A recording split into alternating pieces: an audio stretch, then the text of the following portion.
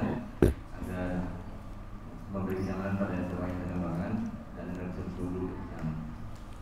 Pada Ustaz Abu Bakar waktu dan teman kami lakukan sampai kalau Ustaz. Nah, jazakallahu khairan wa barakallahu fiikum. Assalamualaikum warahmatullahi wabarakatuh.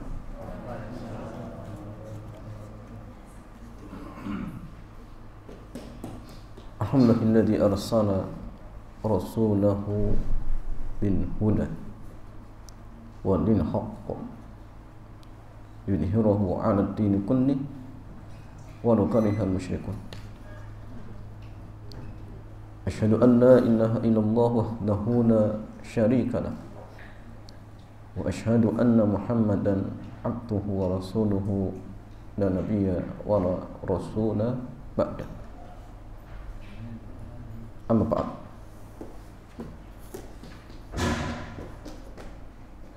Ikhwan wa akhwati fillah, alhamdulillah kesempatan sore yang mulia ini Allah Subhanahu wa taala kembali pertemukan kita di majlis yang sangat mulia ini, yaitu majlis Thalabul Ilmi.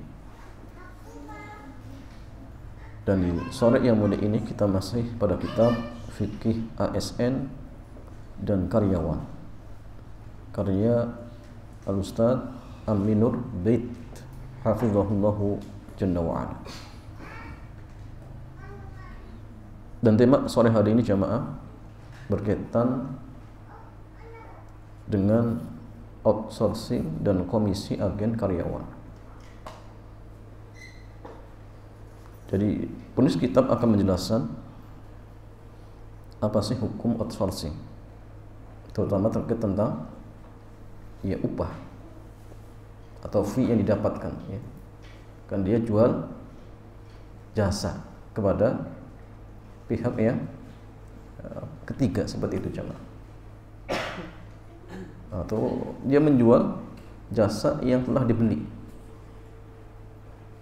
Nah, sehingga transaksi jual beli seperti ini apakah dibolehkan atau ada hal-hal yang dalam artian melanggar batasan-batasan syariat. Jadi, dan ini jamaah yang akan kita bahas.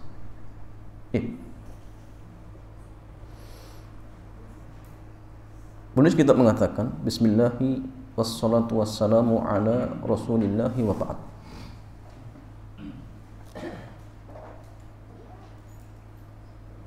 Beliau mengatakan outsourcing artinya pemindahan unit pekerjaan dari satu perusahaan ke perusahaan lain untuk melaksanakan tugas tertentu.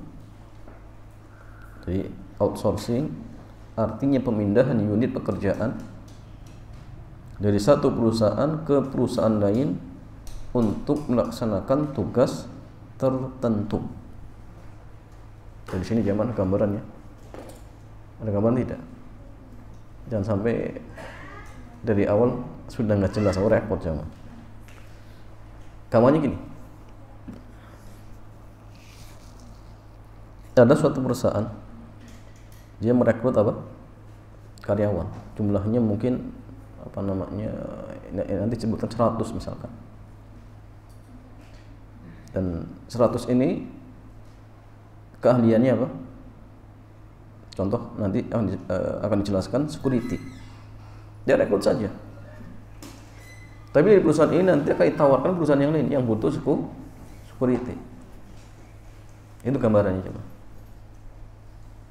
Ya mungkin ketika dia merekrut security tersebut dihargai setiap bulan gajinya mungkin 4.500.000 misal. Kemudian ketika dijual ke perusahaan berikutnya ditawarkan sebulan 5 juta sehingga dia untung 500. Nah, ini gambarnya, jelas ya? Ya. Untuk memudahkan pemahaman, kita buat ilustrasi. Perusahaan A merekrut 100 tenaga security. Perusahaan B membutuhkan 10 tenaga security. Lalu perusahaan A mensuplai kebutuhan tenaga security itu ke perusahaan B. Ya, seperti tadi ya yang saya sebutkan. Teknis pembayarannya, perusahaan B membayar biaya security ke perusahaan A senilai 5 juta per orang per bulan. Lalu 10 orang tenaga security itu digaji oleh perusahaan A masing-masing 4,5 juta per bulan. Sehingga perusahaan A mengambil margin 500.000 per bulan per tenaga security. Jelas ya? Tidak ada masalah. Sekarang masalahnya yang jadi pembahasan kita, bolehkah akad semacam ini? Ya, antum santai-santai di rumah ya. Cari lowongan kerja. Tapi nanti kita tawarkan lagi jemaah. Kita tawarkan lagi. Jadi ya antum santai. Misalkan banyak contoh misalnya jemaah, antum buat perusahaan outsourcing tukang. Jadi antum merekrut tukang ya. Nanti ketika ada seseorang butuh tenaga tukang, antum tawarkan. Tapi jemaah, nanti antum dapat untung dari selisih harga, ya, harga gajinya. Misalkan antum rekrut berapa tukang, ada 20 tukang, antum gaji satu orang 3 juta. Nanti ketika ditawarkan kepada pembuat rumah, satu orang 3.500.000. Antum dapat untung berapa? 500. Di rumah ngaji, ya, baca Quran, yang kerja orang lain. Masya Allah. Nah, ini kecerdasan ya, Pak. Boleh tidak? Ini kita bahas. Kayaknya Pak sudah mikir ini. Sahih ya Mas Hanian. Dan kadang-kadang sebagian orang seperti ini. Dia nggak bisa nggak bisa memperbaiki AC, tapi dia punya anak buah. Ya. Dan nanti seperti itu, seperti itu. Ya mungkin kalau kita belum bisa buat ya, perusahaan, ya sudah kekecilannya. Untuk punya berapa teman-teman yang bisa punya keahlian tertentu, kumpulkan satu persatu, antum tawarkan, antum dari anak gajinya sekian, mau tidak? Nah dia tawarin, ya iklan di grup khair, ya, barangkali yang butuh grup-grup yang lain. Nah, ini lumayan jemaah. Untuk bisa menemukan jawaban dari kasus ini, ada 2 catatan yang perlu kita pahami. Yang pertama, dalam fikih jual beli, seseorang dibolehkan menjual barang dengan 2 syarat. Yang pertama, dalam fikih jual beli, seseorang dibolehkan menjual barang dengan 2 syarat. Yang pertama, barang itu sudah dia miliki. Barang itu sudah dia miliki. Menjual barang yang belum dimiliki, hal ini melanggar hadis Nabi SAW, di mana dia bersabda, la tabi' ma laysa 'indak. Jangan kau jual barang yang belum kau miliki. Ini hadis tentang Hakim bin Hizam ya. Ketika ada yang butuh barang, kemudian beliau belum punya barangnya, kemudian tanya ke Nabi, dan Nabi mengingatkan, jangan kau jual barang yang belum kau miliki. Jadi artinya barang tersebut sudah dimiliki jemaah. Kalau antum ingin jual barang, syaratnya barang itu sudah dimiliki. Barang itu sudah dimiliki. Yang kedua, barang itu harus dia kuasai. Artinya jemaah sekalian, ikhwan wa akhwati fillah, antum sudah beli. Tapi barang ini masih di toko, barang ini masih di dealer misalkan. Apakah ketika barang itu sudah dibeli dan posisinya masih di toko, ya, penjual pertama atau di dealer misalkan, kemudian dengan hanya sekedar sudah terjadi akad jual beli, apakah ya, pembeli tersebut sudah dibolehkan untuk menjual barang tersebut kepada orang lain? Belum boleh. Walaupun sudah dibeli, walaupun secara kepemilikan sudah berpindah, tetapi jamaah sekalian, ketika itu belum bisa diperjualbelikan kembali. Jadi belum boleh diperjualbelikan lagi, belum boleh. Tapi tunggu barang itu dikuasai. Artinya apa? Antum ambil dulu, ya. Atau mungkin dengan diwakilkan ke orang, tidak masalah. Dan nanti akan ada perbedaan, ya, akan terjadi perbedaan tergantung jenis barang. Kalau barang yang bisa digenggam, ya antum terima. Tapi barang yang tidak mungkin dipindah tangankan, contoh misalkan seperti rumah, maka dengan sertifikatnya, dengan diserahkan kuncinya misalkan. Nah, sehingga nanti tergantung jenis barangnya seperti itu. Oke.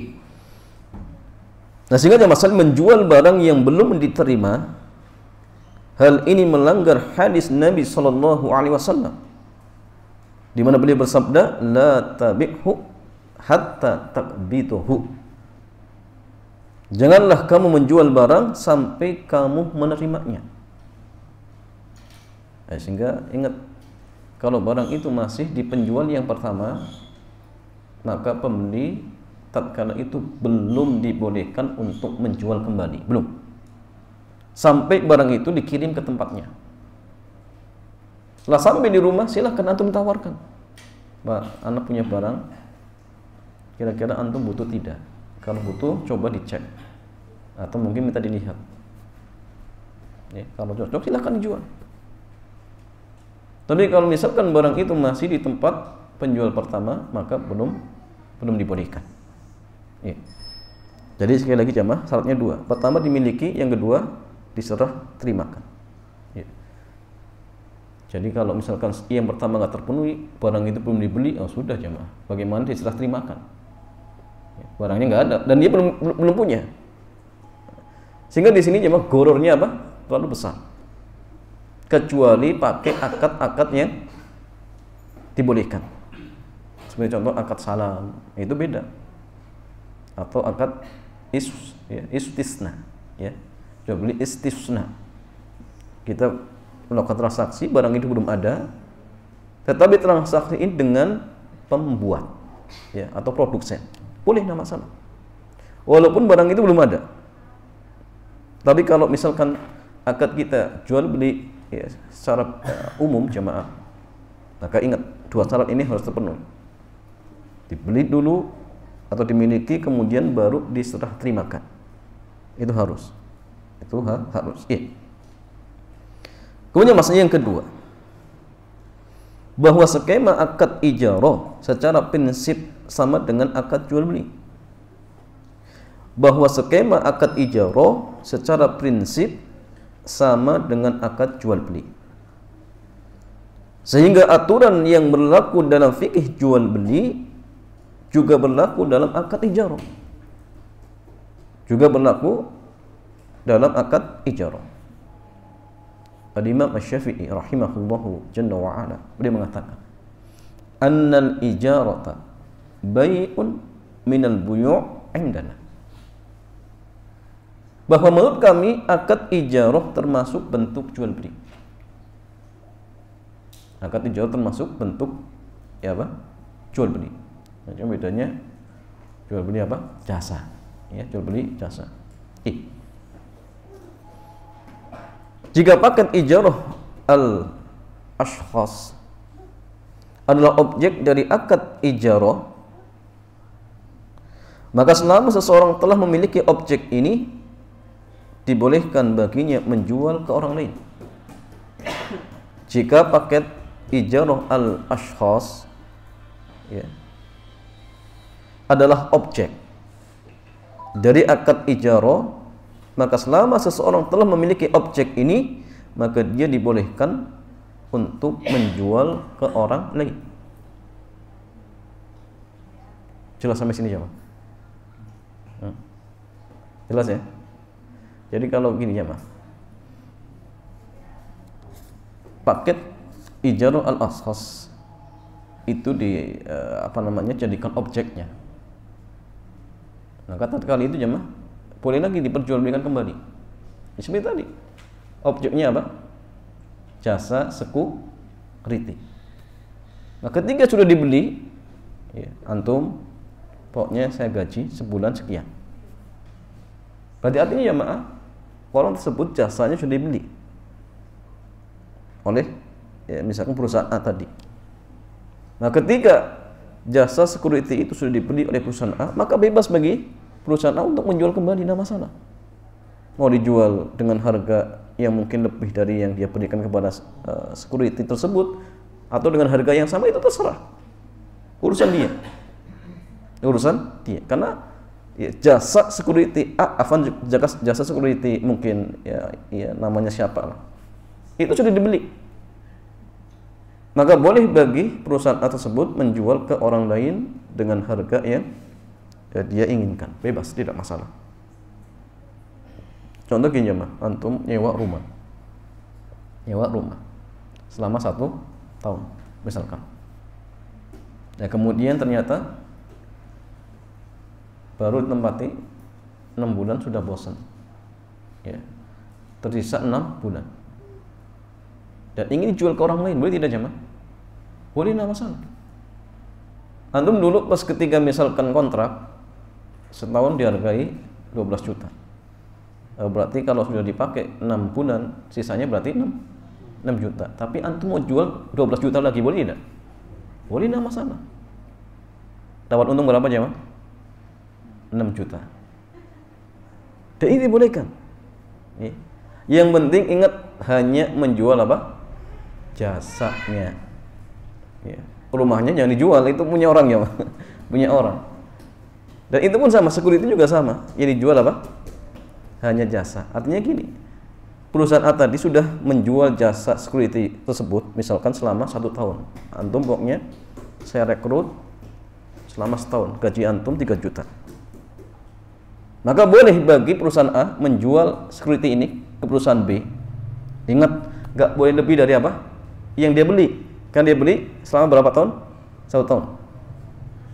Kalau dia jualnya selama 2 tahun, itu nggak boleh. Berarti yang 1 tahun berikutnya belum dimiliki, karena belum dibeli. Maka boleh baginya untuk menjual mungkin 1 tahun sama, atau mungkin 9 bulan, ya, karena dia hanya punya berapa jemaah? Waktu 1 tahun.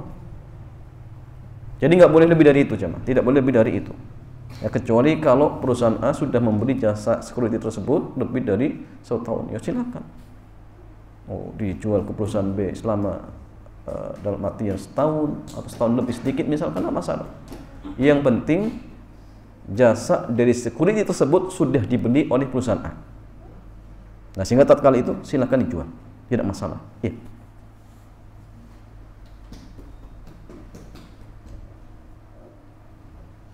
Sebagaimana orang yang menyewa rumah selama 3 tahun, dia boleh menyewakan kembali rumah tersebut ke orang lain dengan rentang waktu kurang dari hak sewanya.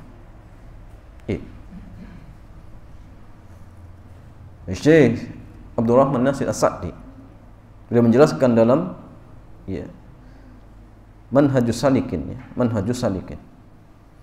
Dia mengatakan wa tajuzu ijaratul 'ainil mu'ajjarah liman yakumu maqamahu la bi aktsara minhu dararan. Boleh menyewakan objek yang telah disewa kepada orang yang mau menggantikannya dengan risiko yang lebih kecil darinya. Nah, ini terkait sewa rumah ya. Jadi gini ya, antum nyewa rumah untuk ditempati. Kalau sudah bosan silakan antum sewakan ke yang lain, boleh. Tapi dengan apa? Dengan pemakaian yang, kalau di sini jamaah pemakaian yang lebih sedikit risikonya. Jadi artinya kalau misalkan nyewanya untuk ditempati, ya, maka jangan sampai disewakan ke orang berikutnya untuk dijadikan toko, nggak boleh. Nanti akan ada yang dirusak, ya, atau mungkin dirubah macam-macam, itu nggak boleh. Kecuali dengan izin pemilik rumah. Apalagi mau dijadikan bengkel, tiap hari gebar-gebar motornya, ini ganggu orang jemaah. Jadi dengan catatan pemakaiannya resikonya lebih sedikit, ya. Resikonya lebih sedikit. Jangan dalam artian lebih besar resikonya, itu nggak boleh jemaah. Kecuali atas keriduan dari pemilik rumah seperti itu. Maka kalau antum nyewa nggak sembarangan jemaah. Antum nyewa rumah perjanjiannya mau ditempati sendiri. Tiap hari ngumpulin teman-teman, ya. 10 orang tinggal di situ jemaah. Nah, ini berarti itu sudah tidak sesuai dengan apa? Ya, perjanjian awal itu nggak boleh. Atau mungkin ternyata sambil buka rental di situ, iseng-iseng di rumahnya, itu nggak boleh jemaah. Nah, sehingga harus sesuai dengan perjanjian di awal. Kalau untuk tempat tidur ataupun tempat tinggal ya sudah, jangan digunakan untuk yang lainnya seperti itu jemaah. Kecuali dengan izin pemilik rumah. Dengan risiko yang lebih kecil, artinya tidak melebihi batas waktu yang menjadi hak penyewa pertama. Karena itu ketika perusahaan A telah memiliki properti jasa berupa tenaga security, maka dia berhak menjual jasa tenaga security itu ke perusahaan B. Nah, masalah. Kemudian masalahnya bagaimana dengan alur tanggung jawabnya? Ketika perusahaan A menjual 10 unit jasa security ke perusahaan B, berarti di sana ada 3 pihak. Yang pertama perusahaan A sebagai penyewa jasa, yang kedua perusahaan B sebagai konsumen, dan C 10 tenaga security. Jadi ada 3 pihak. Yang pertama masalah perusahaan A bertanggung jawab kepada perusahaan B berupa penyediaan tenaga security sesuai dengan kebutuhan mereka. Sesuai dengan kebutuhan mereka. Yang penting intinya dapat jasa security. Nah, sehingga kalau misalkan perusahaan A mengutus 10 security, ternyata ada 1 security yang tidak beres, boleh diganti dengan yang lain. Yang penting intinya security sesuai dengan spek yang diminta oleh perusahaan B. Saya minta security yang orangnya rajin, tidak malas-malasan misalkan. Ternyata dia malas-malasan, silakan diganti. Itu tergantung perusahaan A. Yang penting ya perusahaan B jamaah dia dapat jasa security sesuai dengan spek yang diinginkan seperti itu jamaah. Kemudian yang kedua, perusahaan B berkewajiban membayar upah tenaga security ke perusahaan A sesuai dengan kesepakatan. Misal jamaah antara perusahaan A dan B sepakat bahwa B akan membayar setiap bulan 5 juta. Maka ketika itu si A silakan terima 5 juta, kemudian uang tersebut dibayarkan kepada security sebagaimana perusahaan A ketika merekrut security tersebut. Kalau misalkan di awal dia katakan nanti setiap bulan kami akan membayar 3 juta ataupun 3,5 juta, itu tergantung tergantung kesepakatan di awal. Yang ketiga, 10 tenaga security bertanggung jawab memberikan jasa ke perusahaan B atas instruksi dari perusahaan A. Jadi yang kontrol tetap perusahaan A. Ketika terjadi sesuatu, maka perusahaan A yang tanggung jawab. Kemudian masalah bagaimana dengan apa? Komisi, yang telah menyuplai tenaga kerja. Ada pertanyaan yang disampaikan ke fatwa Islam. Ada orang bekerja sebagai penyuplai karyawan. Banyak perusahaan rekanan yang menyampaikan kebutuhan karyawan dan spesifikasi keahliannya. Lalu orang itu membuat lowongan dan melakukan seleksi sesuai yang dibutuhkan. Kemudian dia mendapatkan komisi dari perusahaan sesuai kesepakatan. Maka jawaban yang disampaikan, la haraja fi ma takhudhuhu syarikah allati ta'malu fiha minal umudah muqabil tawfidin muwaddafin al-matlubin wa hiya min babil ijarati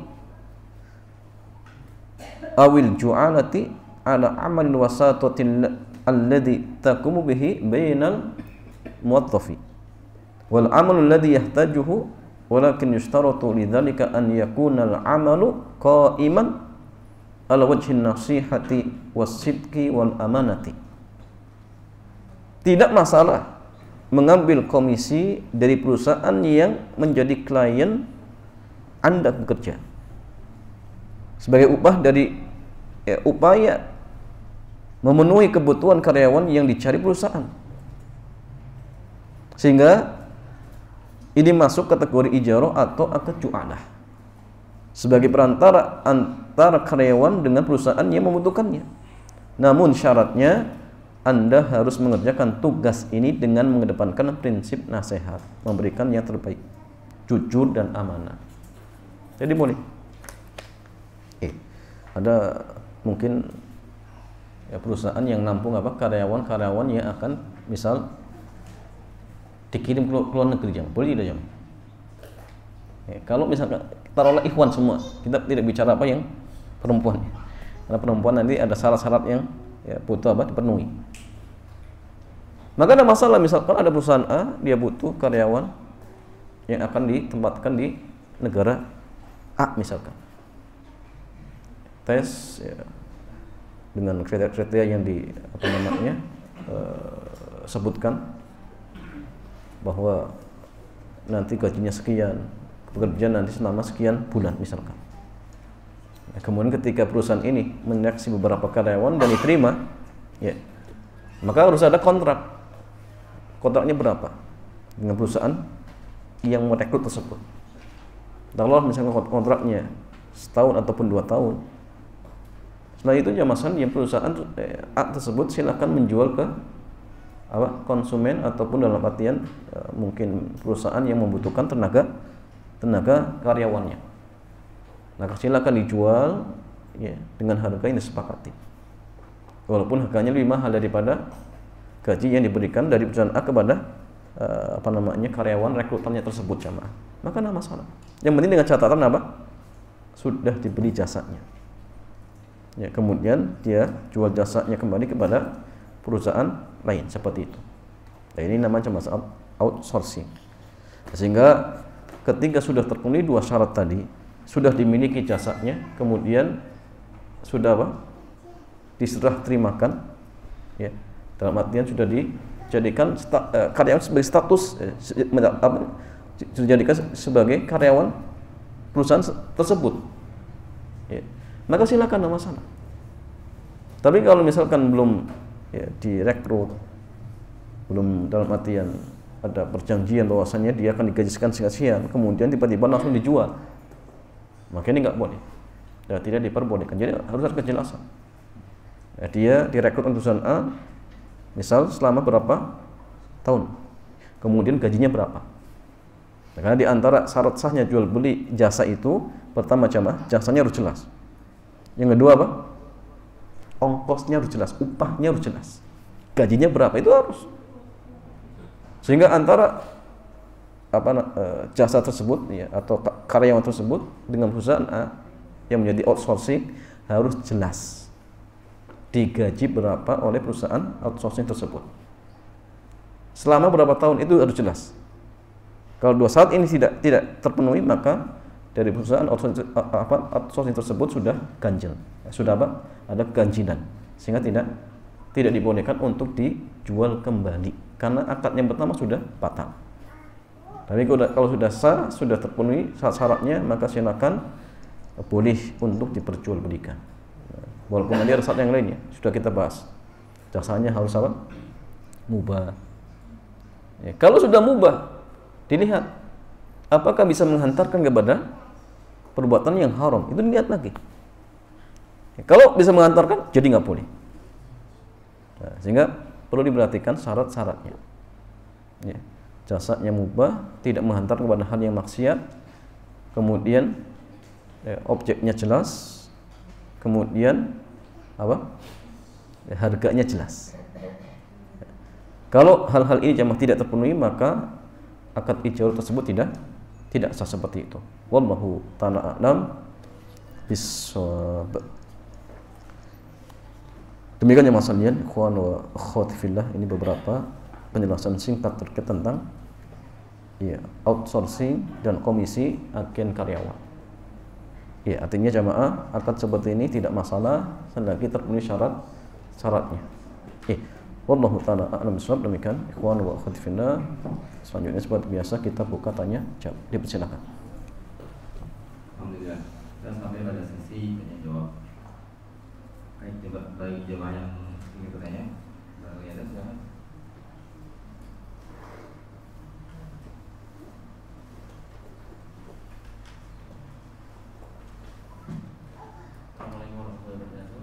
Waalaikumsalam warahmatullahi wabarakatuh. Hanya terkait itu kan tadi harus jujur dan amanah ya tadi. Pertanyaannya adalah apakah pekerja yang tadi pekerja outsourcing itu harus diberitahu gaji yang diberikan oleh perusahaan asal, maksudnya perusahaan B ya berarti Iya. akan yang merekrut 100 security, kemudian perusahaan B yang minta security-nya ke perusahaan A. Apakah security-nya tadi harus tahu atau tidak? Itu apakah harus tahu gaji yang diberikan perusahaan B? Iya. Ataukah hanya dari perusahaan A? Ya, jamaah sekalian, ada pertanyaan, apakah security tersebut harus tahu gaji yang diberikan oleh perusahaan B kepada perusahaan outsourcing tersebut, atau cukup antar outsourcing dengan perusahaan B terkait gaji yang diberikan oleh perusahaan B tersebut, cukup yang tahu perusahaan outsourcing tersebut. Ya, jawabannya masalahnya security tersebut tidak perlu tahu, karena akadnya security itu hanya dengan outsourcing. Sehingga ketika outsourcing merekrut security, dia sudah menawarkan gaji. Kamu nanti saya gaji sebulan sekian. Ya. Dan mereka sepakat. Jadi hubungan security itu hanya dengan perusahaan outsourcing. Adapun yang punya hubungan dengan perusahaan B tadi, ya perusahaan outsourcing tersebut. Ketika terjadi masalah, maka yang tanggung jawab ya outsourcing. Ketika security ini tidak bertanggung jawab atau misalkan malas-malesan, maka outsourcing berhak atau punya kewajiban mencari security yang lain. Ini jangan dibiarkan. Karena ternyata tidak sesuai dengan permintaan dari perusahaan B misalkan. Ya, kewajiban dia harus mencarikan. Ya, jadi tidak terkait dengan fisik harus si fulan, enggak. Yang penting intinya jasa security seperti itu. Maka dalam gaji pun antara security dengan perusahaan B nggak ada kaitannya, sehingga tidak harus tahu.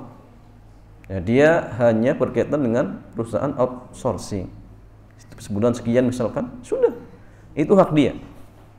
Perkara dari perusahaan B ke outsourcing ternyata lebih besar misalkan, bahkan mungkin sama setengah-setengah. Jadi security dibayar 2,5, ternyata di perusahaan B dibayar juga 2,5. Jadi perusahaan outsourcing dapat setengahnya. Boleh tidak jamaah? Boleh, tidak masalah. Yang penting intinya antar security dan outsourcing ada kejelasan dan mereka saling ridho. Boleh, tidak masalah. Jadi jawabannya tidak harus tahu security tersebut terkait bayaran yang diberikan oleh perusahaan B kepada outsourcing seperti itu. Wallahu ta'ala a'lam bishawab. Terkait dengan perusahaan penyelenggara outsourcing tadi, biasanya terjadi itu yang perusahaan penyelenggara outsourcing tadi biasanya mencari order dulu dan baru merekrut misalkan security ya, dia mencari order dulu security, dia merekrut security yang apakah hal itu berbeda? Mencari order ya. Maksudnya gimana? Jadi mencari mungkin gini, mencari perusahaan yang mau ya. Baru merekrut security yang baru merekrut security yang ya, jamaah sekalian, yang terjadi di lapangan ketika perusahaan outsourcing ingin merekrut karyawannya, maka mereka mencari dalam artian harus kita jamaah konsumen dulu ya. Dia cari di perusahaan mana yang butuh jasa ini misalkan. Jika ternyata ada yang butuh 2 perusahaan misalkan, dia cari. Maka apakah praktek seperti ini dibolehkan? Jawabannya gini. Kalau antara perusahaan outsourcing dengan perusahaan-perusahaan yang membutuhkan jasa tersebut, ya, hanya sebatas pesan, belum terjadi akad. Cuma Pak, perusahaan kami butuh tenaga, misalkan apa namanya, office boy misalkan 10 orang. Dan ketika itu belum terjadi akad jual beli, belum terjadi, hanya mesen. Artinya jemaah, belum ada akad yang lazim, yang mengharuskan apa, keberlangsungan akad tersebut. Belum ada, hanya sekedar mesen. Artinya apa? Kedua belah pihak boleh membatalkan sepihak, tidak masalah. Maka seperti tidak masalah. Kemudian dia cari, ternyata dapat 10 orang. Setelah dapat, dia harus jelas dulu antara 10 orang itu berapa digajinya sebulan, ya. Kemudian berapa akan dikontraknya, itu harus jelas. Kenapa? Soalnya tadi harga jelas, kemudian apa, masa kerjanya juga harus jelas.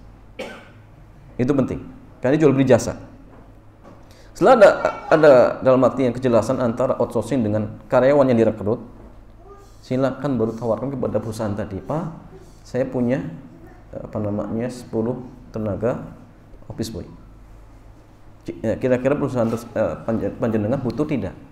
Oh ternyata dari perusahaan tadi, oh saya nggak jadi. Ya sudah, dia yang rugi sendiri. Urusan dia sama apa namanya 10 orang tadi.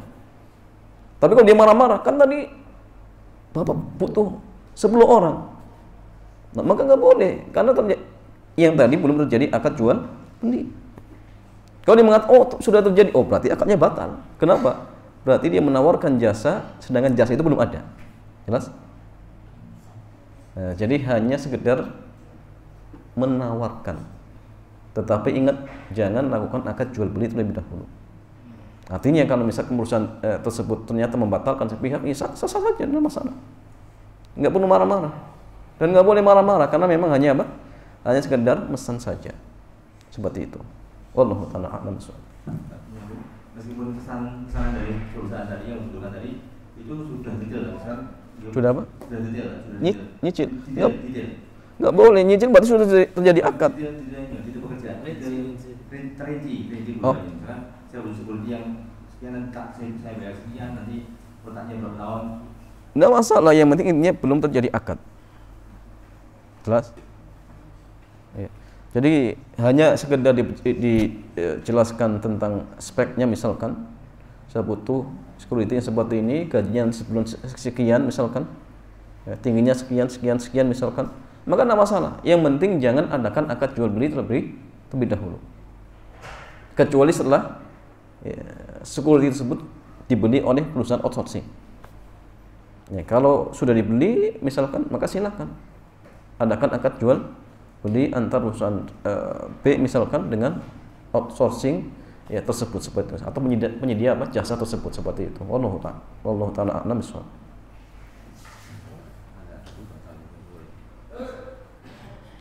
Ada pertanyaan dari Ahmad tuh? Apa diperbolehkan jika kita meminta informasi lowongan pekerjaan pada orang tua pemilik perusahaan? Pada orang tua. Ya, orang tua pemilik perusahaan. Orang tuanya kerja di situ. Nah. Ini orang tua pemilik perusahaan. Lalu jika ada lowongan, kita meminta untuk mengisi posisi tersebut. Jadi ada pemilik perusahaan. Ada orang dalam. Ya kita kenal sama orang tuanya, dan kemudian kita minta tolong orang tuanya untuk mencarikan pekerjaan di dalam perusahaan anaknya. Gitu. Oh, nah. Apakah itu diperbolehkan? Ya. Ya jemaah sekalian, apakah dibolehkan bagi seorang meminta kepada orang tua pemilik perusahaan kalau ada lowongan minta apa? Dimasukkan. Ya. Dan ini termasuk apa jemaah? Apa kemarin nepotisme. Tapi nepotisme itu jemaah ada apa? Pengecualiannya. Dan kemarin sudah dijelaskan. Kalau dalam artian jemaah bukan dalam artian perusahaan yang milik negara, maka ini kembali kepada apa? Keputusan pemilik perusahaan. Selama ingat lowongan karyawan tersebut tidak disebar ke umum. Kalau disebar ke umum maka nggak boleh jemaah. Kenapa? Karena ada pihak yang terzalimi. Dan Rasulnya mengatakan apa? Dororo wala diror, tidak boleh membahayakan diri sendiri dan orang lain. Jadi artinya gini, dia sampaikan kepada orang tuanya, Pak Bu, barangkali ada lowongan, tolong ya sampaikan kepada saya. Ya. Kalau lowongan pekerjaan tersebut tidak diumumkan, misalkan, kemudian meminta kepada orang tuanya supaya dia dimasukkan, maka tidak masalah. Tapi kalau lowongan ini sudah disebar, misalkan, sudah disebar, tiba-tiba dia meminta ke orang tuanya agar dia dipilih, maka di sini tidak diperbolehkan. Kenapa jamaah? Karena ada pihak yang terzalimi seperti itu. Nah, maka minta, kalau memang ada mungkin bagian tertentu yang butuh, sampaikan, harus jelas. Jangan diumumkan ke orang lain, misalkan, Pak, tolong ya nanti kalau perusahaan anak panjenengan butuh mungkin bagian tertentu, tolong jangan diumumkan, langsung saja saya dimasukkan. Itu tidak masalah. Tapi kalau sudah terlanjur diumumkan, ya sudah, dia harus ikut dalam artian tes. Kalau memang dia berhak masuk, kalau tidak nggak boleh. Ya. Kenapa? Karena kalau sudah diumumkan berarti nanti ada pihak yang disingkirkan dengan sebab dia ada hubungan kedekatan dengan orang tuanya, itu nggak boleh jemaah. Tapi kalau misalkan sifatnya rahasia, tidak diumumkan, maka boleh, tidak masalah. Wallahu a'lam.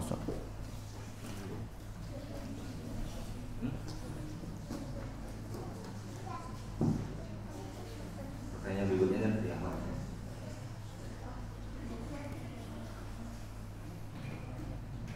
Ahmad menurut saya, Ustaz, bagaimana hukum perusahaan yang menahan ijazah asli karyawan sehingga tidak memperbolehkan karyawan keluar dari perusahaan sebelum habis kontrak? Nah. Dan apabila resign sebelum kontrak habis, karyawan wajib membayar uang kompensasi ke perusahaan.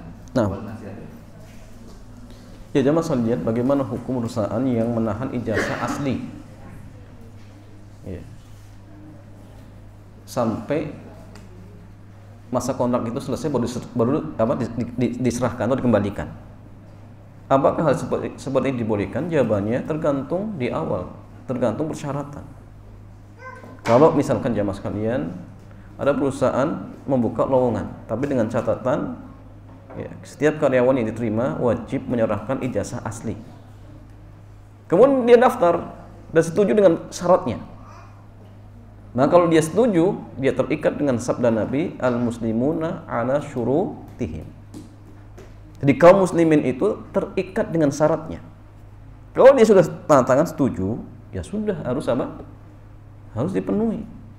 Kalau misalkan di awal ijazah kami tahan selama masa kontrak. Kalau putus di tengah kontrak, wajib membayar denda sekian.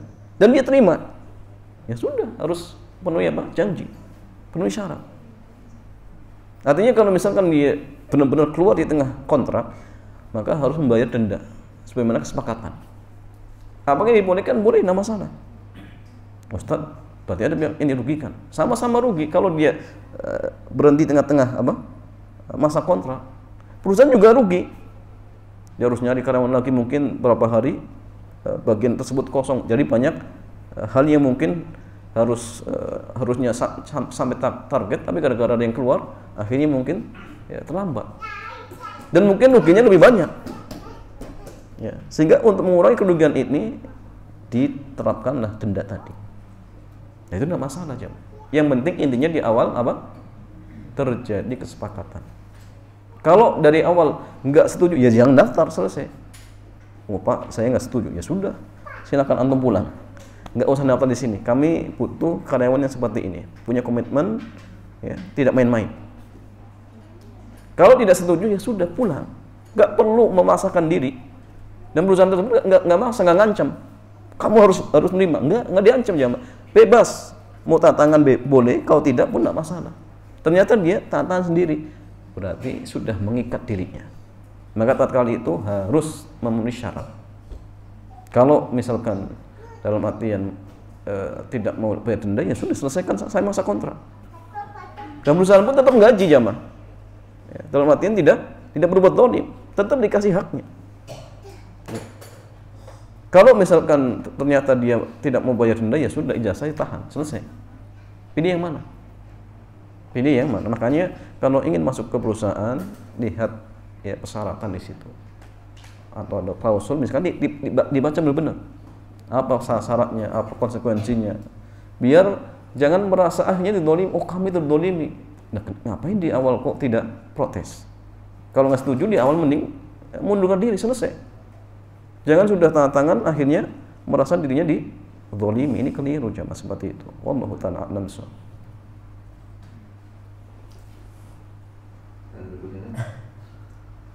Kalau ayah dan ibu saya sudah meninggal, kemudian ada adik ibu saya atau kulit, kemudian masih ada dan berada di Bogor.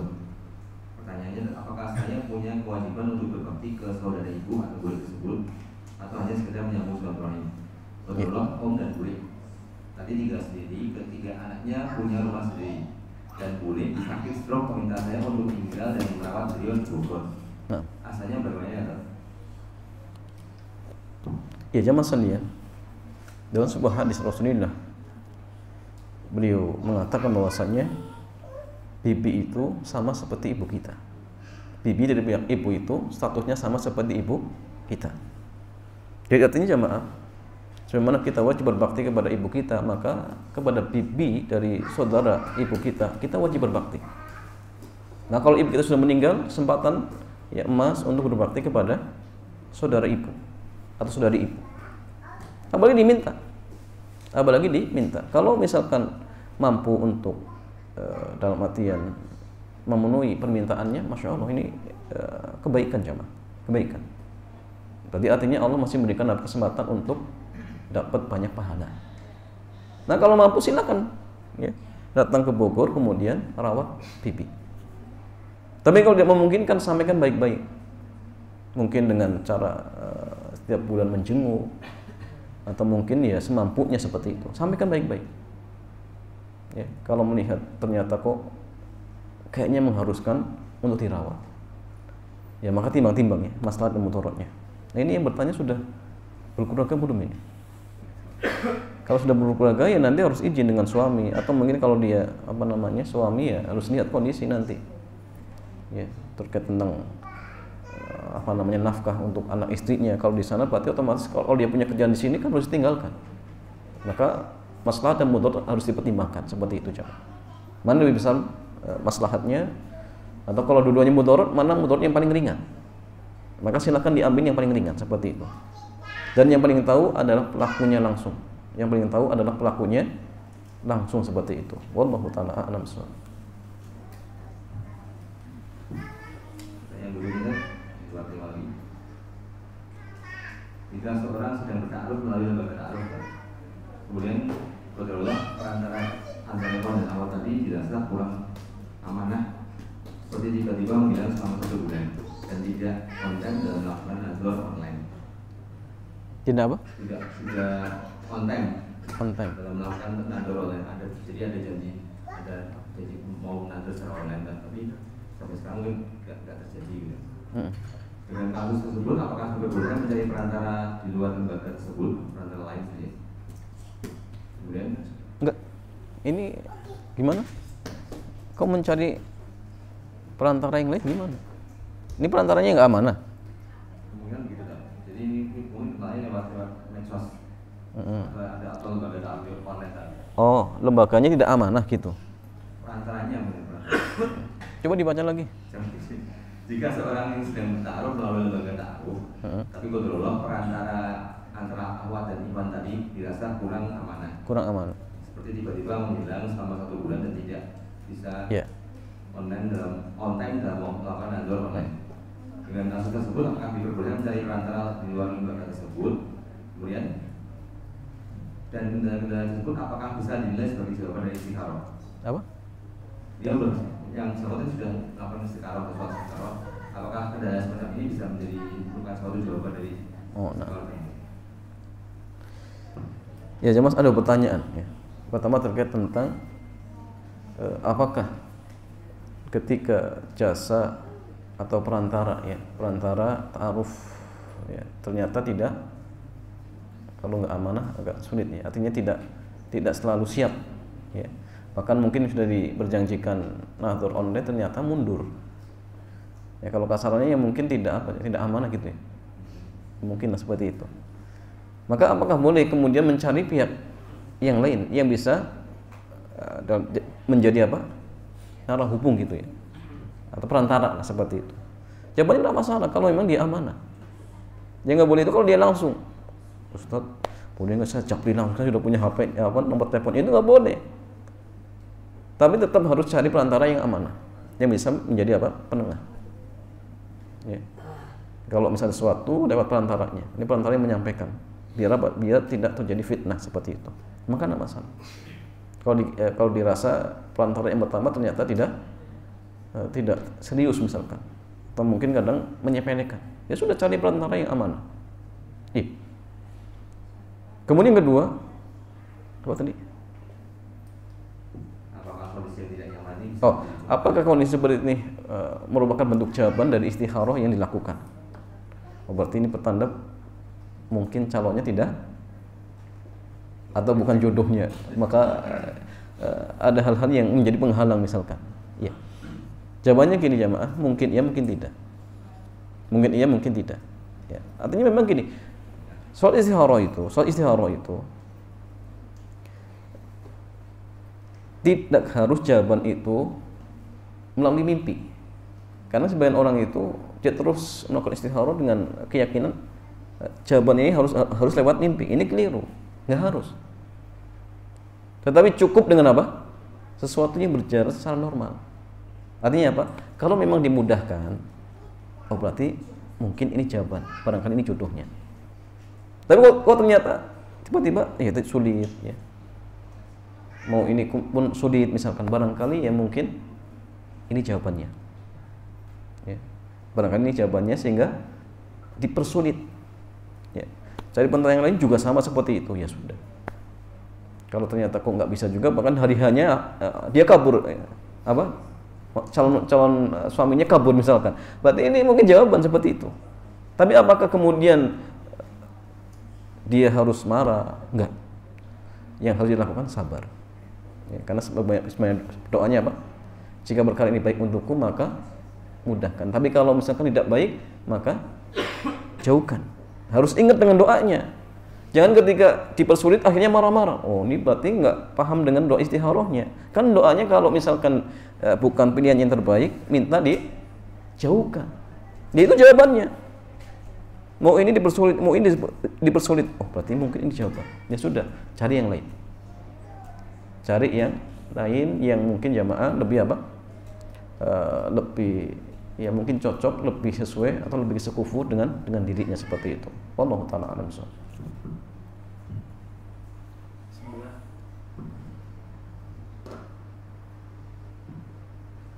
Ada pertanyaan Ustaz di luar tema. Bismillah, Ustaz izin bertanya. Baru-baru ini ada seorang konten kreator muslim membuat konten podcast dengan seorang non-muslim. Dalam podcast tersebut, muslim tersebut membahas tentang rukun iman. Lalu saat menjelaskan tentang kalimat syahadat, non-muslim tersebut meminta didiktekan kalimat syahadat tersebut. Dan non-muslim tersebut mengulang kalimat syahadat tersebut sampai selesai. Ada dua pertanyaan. Non-muslim tersebut? Ya, non-muslim tersebut mengulang syahadat. Ada dua pertanyaan. Yang pertama, apakah konsekuensi bagi seorang non-muslim menyebutkan kalimat syahadat hanya untuk kebutuhan konten tanpa meyakini dalam hati? Yang kedua, dari mana dia tahu dia hatinya nggak yakin? Hati itu sulit jemaah. Hati yang tahu cuma dia dan Allah. Seperti itu. Yang kedua, apabila tidak ada konsekuensi apapun terhadap non-muslim tersebut, jika dia melakukannya tanpa keyakinan dalam hati, lalu bagaimana dengan muslim yang mengucapkan selamat atas perayaan hari besar agama lain, namun mengingkarinya di dalam hati? Gini jamaah sekalian, bersyahadat dengan la ilaha illallah wa anna muhammadan rasulullah itu harus terpenuhi 4 syarat. Jadi syahadat itu tidak hanya dengan lisan. Ya. Memang syahadat itu syaratnya ada 4. Pertama apa jemaah? Nutqun bilisan, mengucapkan lisan, asyhadu anna ilaha illallah wa asyhadu anna muhammadar rasulullah. Pertama. Yang kedua, tahu artinya. Tahu artinya. Yang diucapkan itu apa? Karena kalau misalkan dia sudah mengucapkan dengan lisan tapi nggak tahu artinya, ya sama saja seperti burung beo, nggak sah. Yang ketiga, yakin, nggak boleh ragu-ragu. Kalau ragu-ragu nggak bisa. Ya. Kemudian yang keempat, mengamalkan konsekuensinya. Artinya, kalau dia sudah mengucapkan kalimat la ilaha illallah, berarti wajib mengingkari Tuhan Yesus, Tuhan apa? Siwa dan lain sebagainya, harus diingkari. Dia sudah mengucapkan la ilaha illallah, tapi masih percaya Tuhan Yesus, oh ya, percuma. Syahadatnya nggak sah. Syahadatnya tidak sah. Ini syarat mengucapkan dua kalimat syahadat. Harus terwujud. Karena orang munafik, mereka mengucapkan tidak jamaah. Oh, mengucapkan, bahkan mungkin di fase. Tapi hatinya nggak yakin. Yang terjadi hatinya kufur. Maka syahadatnya tidak sah. Atau mungkin dia yakin, dia ucapkan, tapi amal perbuatannya bertentangan dengan kalimat tersebut. Kerjanya datang ke dukun, ya, minta ke pawang hujan. Apakah syahadatnya sah? Tidak sah. Tidak sah. Nah, sehingga kalau misalkan tadi hatinya tidak yakin, ya nggak sah. Ya. Apalagi cuma hanya apa? Konten seperti itu. Oh, tidak sah, syahadatnya tidak sah. Ya. Tapi kalau misalkan tidak ada indikasi ini, kita lihat dohirnya dia mengucapkan kalimat la ilaha illallah, apa kita hukumi dia muslim? Hukum dia muslim tidak jamaah? Hukumnya kita muslim. Kalau kita nggak tahu bahasanya dia mengingkari, tidak meyakini, tidak paham maknanya misalkan, tapi kita lihat dohirnya dia bersyahadat, maka kita hukumi dia muslim, karena Islam itu berdohir. Perkara hati itu urusan Allah. Artinya hukum di dunia dia muslim, adapun di akhirat Allah yang tahu. Jelas? Tapi kalau sudah ada indikasi seperti tadi, dia nggak yakin, dia nggak paham, misalkan, bahkan mungkin setelah itu juga datang ke tempat ibadahnya misalkan, ya jelas, ya. Kalaupun dia tadi dianggap muslim, beribadah lagi di tempat ibadahnya yang dulu, ya murtad lagi kalau seperti itu. Nah, sehingga dilihat indikasi-indikasinya. Tapi kalau tidak ada indikasi-indikasi tadi, kita hukumi bidzohir, dia muslim. Selagi tidak ada pembatal-pembatal yang nampak jelas seperti itu. Seperti kisah sahabat. Ketika berperang, kemudian musuhnya lari, ketika terpepet kemudian bersyahadat, dibunuh. Apa yang terjadi jamaah? Nabi marah. Ketika ditanya, ya Rasulullah, ini orang mengucapkan syahadat itu kan terpepet. Apa Nabi katakan? Siapa yang tahu hatinya? Apa kamu sudah membedah hatinya, kemudian tahu bahwasanya dia mengucapkan karena apa? Bukan karena Allah. Nabi menghukumi dengan dohir. Selain mengucapkan dengan apa? Dengan jelas kalimat la ilaha illallah, maka dia muslim. Dia muslim. Nah, cuma kalau yang tadi pertanyaan katanya dia nggak yakin. Berarti jelas kalau nggak yakin, maka dia tidak dihukumi muslim seperti itu. Yang kedua, bagaimana dengan seorang muslim yang dia mengucapkan apa? Mengucapkan selamat misalkan perayaan mereka. Maka kalau dia tahu artinya, tahu konsekuensinya, nggak ada yang maksa, maka ucapan seperti ini jemaah bisa mengeluarkan dirinya dari Islam. Hati-hati. Artinya kalau tidak ada syubhat, ya. Sebagian orang banyak syubhat. Ya, dan ini nanti kembali kepada apakah ada udzur bijahal dengan syubhat seperti ini. Ini sedang pendapat para ulama jemaah. Cuma kalau misalkan dia tahu, ya, tahu hukumnya, tahu konsekuensinya, kemudian tetap mengucapkannya, sama halnya dia ridho dengan kekufuran. Karena mengucapkan selamat di hari raya mereka sama halnya mengucapkan apa? Atau mengucapkan selamat Nabi Isa sebagai anak Tuhan. Bayangkan, mengucapkan selamat, ya, menjadi sekutu Allah. Ini kufur tidak jemaah? Kufur. Kalau dia tahu konsekuensinya kemudian tetap diucapkan, wallahu a'lam jemaah, dia bisa apa? Bisa murtad seperti itu. Nah, sehingga ya didakwahi, diingatkan, ya, Kalau misalkan sudah terlanjur, suruh bersyahadat jemaah. Suruh bersyahadat seperti itu. Karena ini berbahaya jemaah. Urusannya bukan masalah apa? Masalah hanya hubungan dunia, tetapi ini terkait tentang masalah dia muslim dan tidaknya. Maka hati-hati. Hati seperti itu. Wallahu a'lam bishawab. Jadi meskipun hatinya ingkar ya? Meskipun hatinya ingkar ya? Meskipun hatinya ingkar. Walaupun dia hatinya ingkar, karena hati nggak ada yang maksa. Siapa yang bisa maksa hati jemaah? Ya. Makanya gini, dia mengatakan, dia ngomong sendiri, hatinya mengingkari gini. Jamaah sekalian, ya, gini. Kisah Ammar bin Yasir ketika dipaksa untuk apa?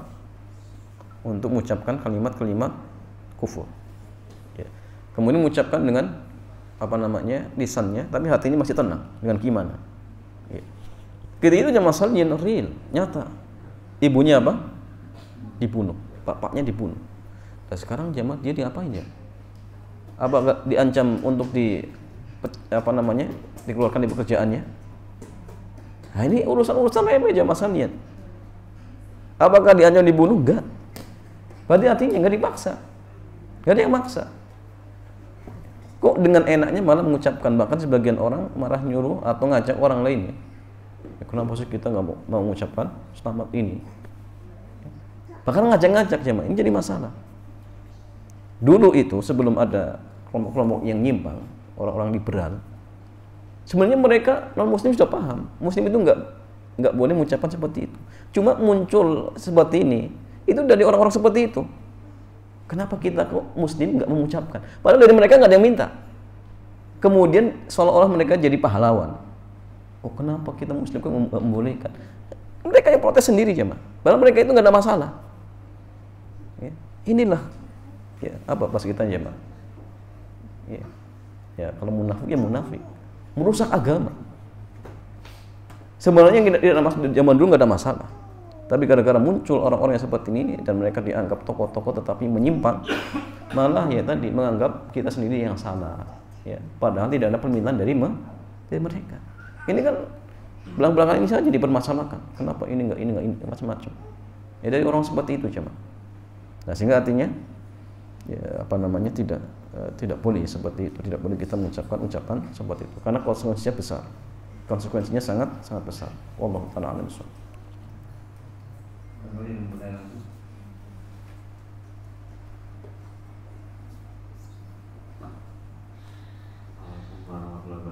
Waalaikumsalam warahmatullahi wabarakatuh.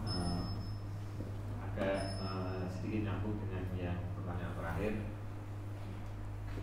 Gimana hukumnya ketika seseorang kepala daerah atau kepala negara atau pejabat publik itu dia muslim, namun ketika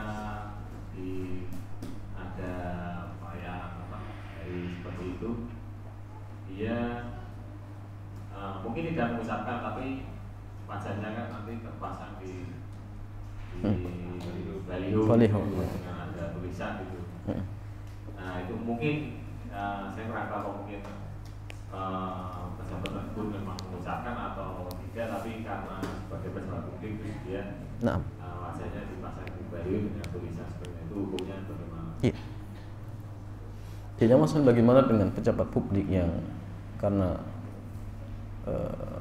dia selaku pemimpin, nah, sehingga kalau tidak mengucapkan ucapan seperti itu dianggap apa?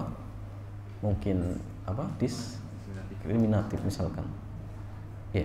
Sehingga akhirnya kadang-kadang ya tulis seperti itu. Ya. Walaupun kita nggak tahu secara realnya apakah dia mengucapkan atau tidak. Tapi kalau kita bicara bagaimana kalau langsung mengucapkan, gimana coba? Apa kita langsung menghukumi dia langsung keluar? Jawabannya ini banyak syubhat. Ya. Kalau tidak mengucapkan akan takut seperti ini. Bahkan banyak dari mungkin tokoh-tokoh agama yang di sekeliling mereka mengatakan apa? Diperbolehkan, ini jadi masalah. Jadi buat dia kita katakan subhannya masih ada di dalam. Masih ada. Sehingga apakah dia berhak mendapatkan udzur bil jahal? Udzur dengan kejahilan. Benar tidak jemaah? Para ulama kita ketika mereka menjelaskan seorang diberikan utubi jahli itu di antara salah satu sebabnya ketika masih bertebaran dai-dai yang menyimpang. Di kita misalkan jemaah, banyak ulama-ulama atau mungkin yang dianggap ulama lah, atau dianggap ustaz, tapi mereka menyebarkan pemikiran yang berbeda dengan yang kita yakini, sehingga banyak orang-orang yang tidak paham sehingga akhirnya berkeyakinan seperti mereka. Kan banyak tokoh-tokoh agama yang mengatakan boleh, benar tidak jemaah? Boleh. Jadi banyak orang yang nggak paham gara-gara mereka, bahkan menganggap dibolehkan. Apakah ini cukup sebagai penghalang jemaah? Sebagian ulama mengatakan seperti itu. Ini cukup sebagai penghalang. Bermunculannya dai-dai yang sesat di tengah-tengah kita ini cukup sebagai istilahnya alasan dibolehkan atau dikatakan adanya udzur bil jahal seperti itu. Sehingga artinya tidak bisa kita langsung menghukumi dia dikatakan murtad atau mungkin dikatakan sudah mengeluarkan diri dari Islam dengan sebab hanya mengucapkan seperti ini. Harus kita tegakkan hujah dulu. Kita sampaikan, sudah tahu tidak hukumnya. Kok kenapa mengucapkan seperti ini? Apakah ada seorang ulama yang mengatakan atau seorang ustadz yang diustadkan misalkan mengatakan dibolehkan kemudian dia ikut misalkan? Nah ini penting. Kalau sudah iqamatul hujjah, sudah kita jelaskan, syubhat sudah hilang, kok tetap seperti itu? Mungkin bisa dihukumi.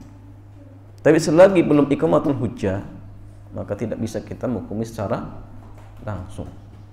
Ya, nah kewajiban kita menjelaskan sejelas-jelasnya. Kalau sudah jelas, syubhat sudah hilang, maka bisa kita hukumi seperti itu. Wallahu ta'ala a'lam bishawab.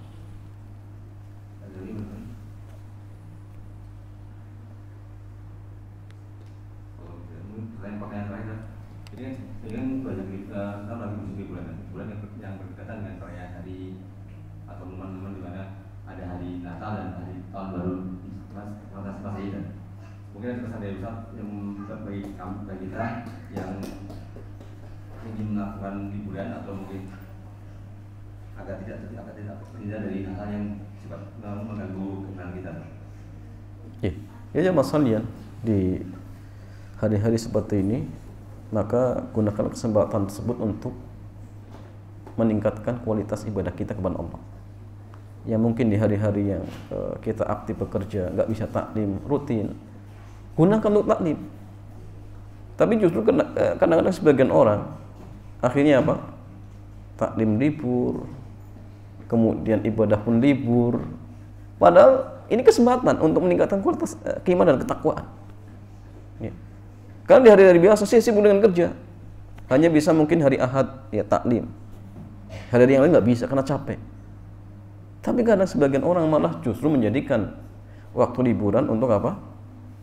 Untuk hanya ya tadi jalan-jalan toh.